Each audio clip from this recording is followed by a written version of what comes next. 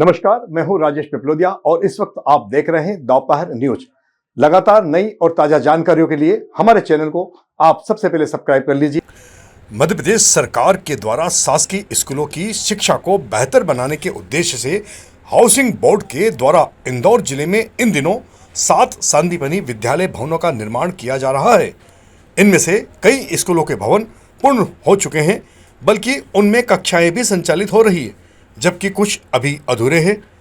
इस संबंध में परियोजना यंत्री N.K. उपाध्याय ने जानकारी देते हुए बताया कि महाराजा शिवाजीराव शांतिपनी उच्चतर माध्यमिक विद्यालय भवन का निर्माण लगभग 35 करोड़ से अधिक की लागत से G+3 स्वरूप में किया जा रहा है।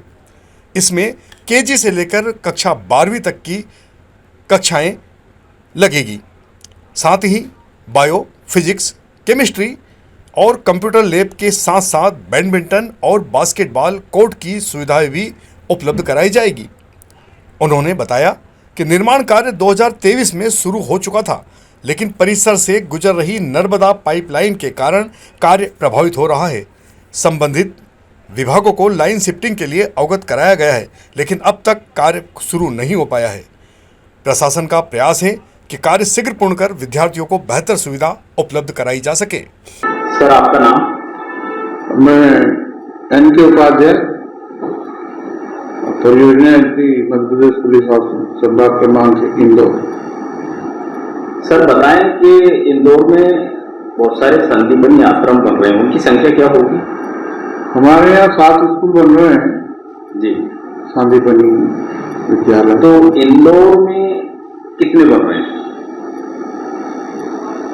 इंदौर में ही 7 हैं, वैसे तो बाहर भी है, नागदा वगैरह है। इंदौर में 7। अपन शहर की बात करें, इंदौर शहर में हमारा जैसे मऊ,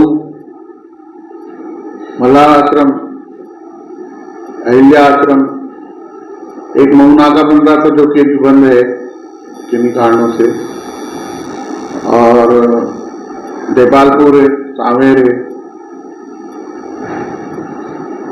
तो अपन सबसे पहले शिवाजीराव शांतिपनी विद्यालय की बात करें कि उसका निर्माण कब शुरू हुआ और कब पूरा हो सकता है?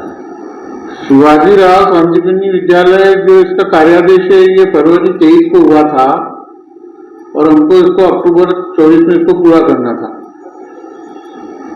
और इस काम की जो प्रशासनिक स्वीकृति वो 35 करोड़ 73 लाख रुपए है। लेकिन इसमें एक दिक्कत ये आ रही है कि जो नर्मदा की एक पाइपलाइन है, बड़ी पाइपलाइन, वो भवन के मध्य से होकर निकल रही है। और इस संबंध में फरवरी 23 में ही हमारे द्वारा राशि जमा कर दी गई थी नगर पालिका निगम में, लेकिन वो लाइन अभी तक शिफ्ट नहीं हुई। और इस संदर्भ में जो तात्कालिक अधिकारी थे यहाँ, और मेरे आने के बाद मैंने भी प्रयास किए हैं, कलेक्टर साहब से भी मिले हैं, कमिश्नर साहब नगर निगम से भी मिले हैं, और उसको शीघ्रता से हटाने के लिए हम लोग प्रयासरत हैं। अभी भी 7 दिन पहले भी मिला था कमिश्नर साहब से, और मैं संबंधित एजेंसी से भी बात की है। उनका कहना है कि अभी गर्मी का समय चल रहा है, उस लाइन को पूरा खाली करना पड़ेगा, शटडाउन करना पड़ेगा, तो उसमें 2-3 दिन का समय लगेगा। क्योंकि गर्मी का मौसम है तो लोगों में परेशानी होगी, इसके कुछ वो विचार कर रहे हैं। मुझे आश्वस्त किया है कि हम जल्दी करवाते हैं। जैसे वो लाइन हटेगी, हमारा काम जो बचा हुआ है उसको हम तेजी से करेंगे। इसके साथ कुछ अतिक्रमण है जिनको हटाने के लिए भी शासन का सहयोग हमको मिल रहा है, और हमने उसका ये जो है कि ध्वस्तीकरण का टेंडर भी लगाया हुआ है, लेकिन कुछ 2-3 लोग भी हट नहीं रहे हैं वहाँ से, तो वो भी प्रशासन के सहयोग से उनको हटा के वहाँ पे भी हमारा वाटर टैंक और दूसरा काम होना है, तो वो हम करेंगे। और ये भवन जो है 4 मंजिला है, और इसमें LKG से लेके 12वीं तक की कक्षाएं लगेगी।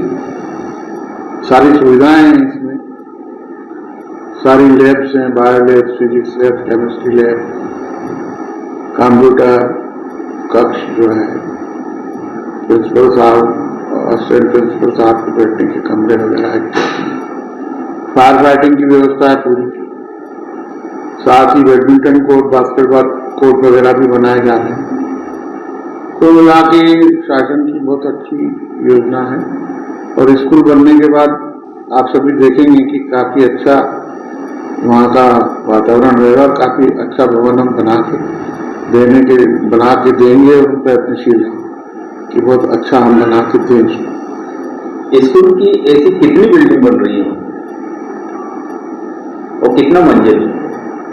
अलग अलग जगह जमीन के हिसाब से और जो उनकी ग्रेडिंग है स्कूलों की वो भी अलग अलग है। तो बड़ा अपन शिवाजी राव की बात कर।